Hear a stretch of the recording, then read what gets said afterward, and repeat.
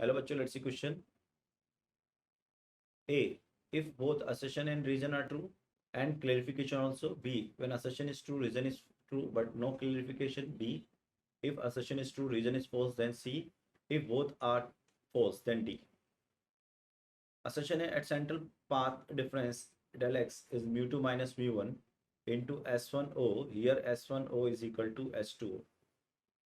Reason optical path difference is equal to mu into geometrical path difference. Path, geometrical path.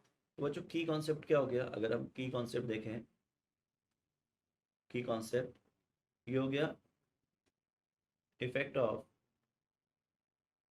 A glass slab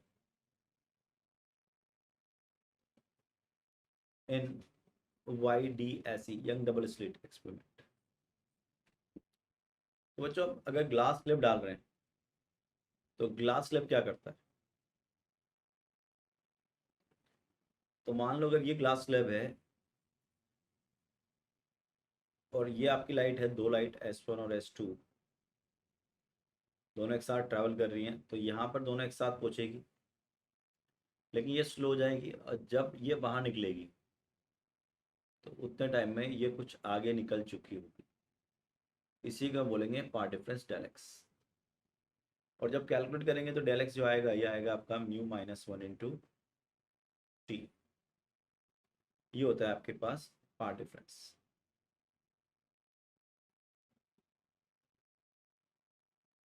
ठीक है, अब इसको जो difference निकालते हैं वो डिफरेंस कैसे आता है वो देख लो आप। ये लिख लेते हैं that is your optical optical path minus geometrical path, geometrical path. तो ये ऑप्टिकल पाथ जो यहाँ से यहाँ तक हो जाएगा वो हो जाएगा म्यू टी, अगर ये म्यू और टी इसकी थिकनेस है तो इसको लिखेंगे mu two minus T that is equal to mu minus one into T.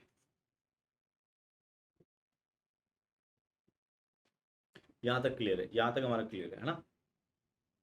अब अगर हम सेंट्रल मैक्सिमा की बात करते हैं तो ये S1 हो गया, ये S2 हो गया और ये सेंटर हो गया।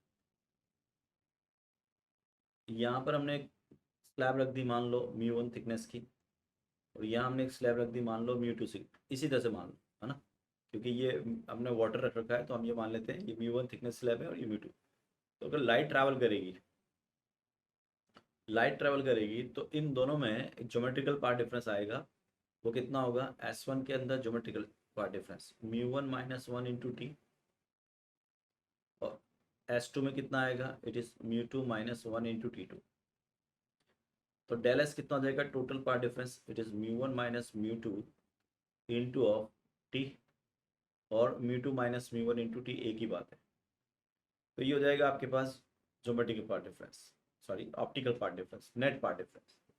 तो ये बोल रहा है a central point part difference is del X mu two minus mu one into S1O। अब ये S1O क्या हो गया? ये ज्योमेट्रिकल पाथ हो गया। इसको हम S1 टी को हम S1O भी बोल सकते हैं, कि पूरे को हम मान लें, है ना? अगर हम ये माने कि यहाँ पर